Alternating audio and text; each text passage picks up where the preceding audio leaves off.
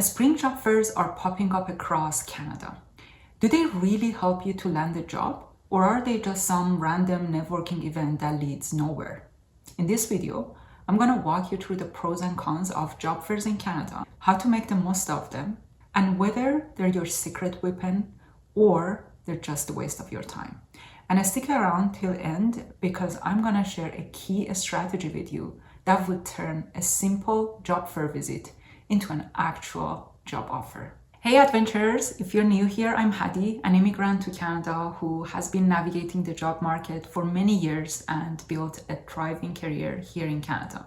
When I first arrived in Canada, I spent tons of money and time going to any job fair possible. However, very quickly I realized that not all job fairs are created equal. So in this video, I'll share what I wish knew sooner when I started my job fair journey and before spending so much money and time on those job fairs. I'm going to show you when going to a job fair would work, when it doesn't work, and how to maximize your chances to walk away with a real job opportunity in your hand. Let's dive in. According to a survey by Indeed Canada, 35% of job fair attendees reported landing interviews or job offers through these events. First of all, let's talk about when job fairs can be a goldmine.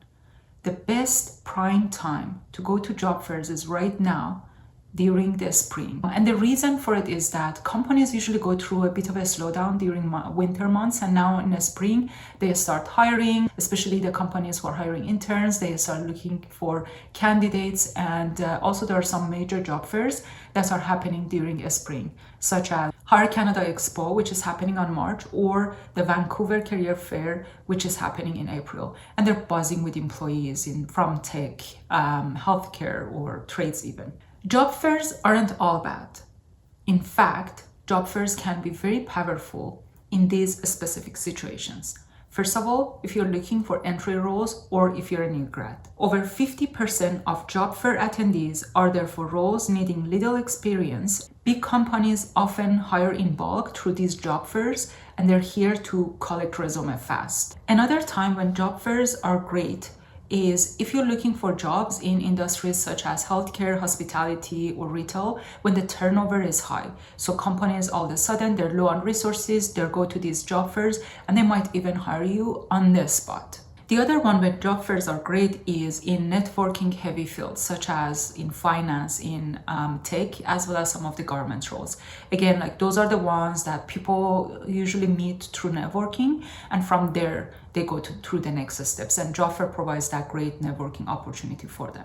But here's the catch. Most people go to these job fairs unprepared, and that's where they fail. So when job fairs don't work. According to LinkedIn Canada, 60% of job seekers at fairs reported that they never heard back after handing in their resumes. Let's be real.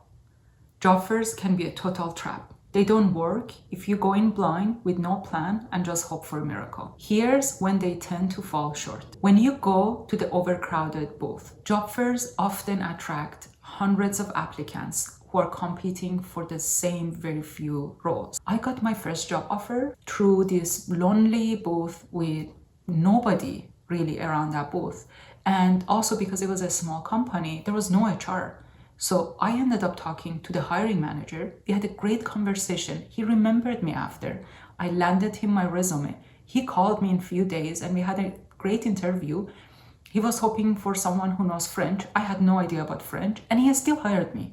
The second thing that I want to talk about is the decision fatigue. I've been reading this great book called Performance Under Pressure, and it talks about how decision fatigue is impacting judgment of the whole judge panel to release inmates on parole.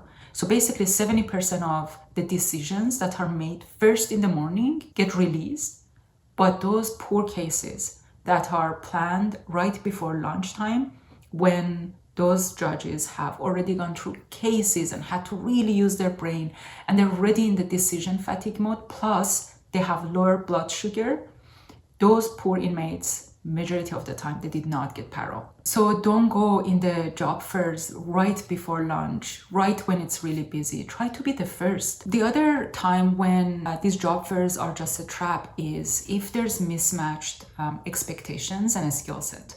So if you're going to a job fair that's really designed for entry-level job while your level is much higher, then those are not going to work for you. Or sometimes they're tailored for a specific industry where you don't have the skill set. So if you don't do your research and go to the wrong job fair, then again, it's a mismatch of the skills and you might end up being empty-handed.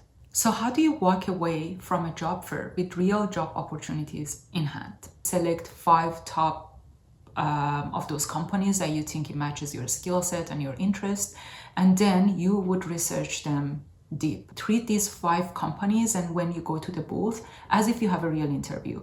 I'm gonna post a link here to go to my video when I talk about how to prepare yourself for an interview. In a job fair, you don't have that much time, so you need to have an elevator pitch prepared for those 5 companies. And that really needs to be limited to 30 seconds. A polished way of talking about yourself with an insightful question at the end. And then you need to tailor your resume. So I have another video when I talk about how to apply for jobs. Ideally, you can even look at their websites and see what are the jobs that are available that you think you could be a great match, and you tailor that resume for that job. And you can even mention it to the recruiter that I saw this role and I'm really interested. You also need to engage with recruiters, and that usually comes with your elevator pitch, but also with asking really insightful questions. And the last but not least, customized follow-ups. Within 24 hours, send them a thank you note or mention something that you discussed with them so they remember you. Want to turn a job fair visit into a real job offer?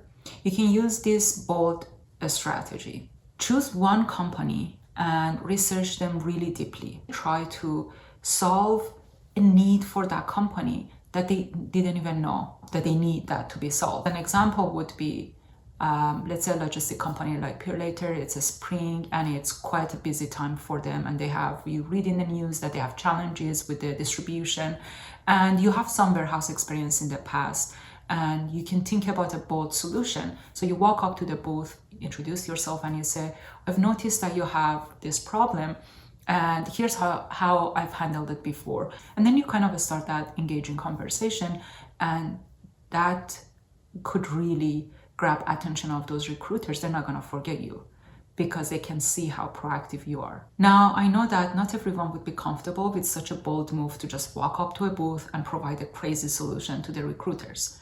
So here's a safer key strategy that you can leverage. After the event, ask them for a 15 minutes informational interview.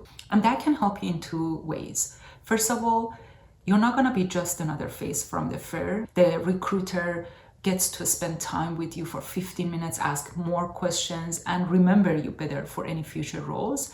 And the second one is that from recruiter standpoint, it shows that you have a proactive approach. A report by Glassdoor shows that candidates who follow up with an informational interview are 4 times more likely to get a job after visiting a job fair. Isn't it a crazy number? 4 times. Be that person.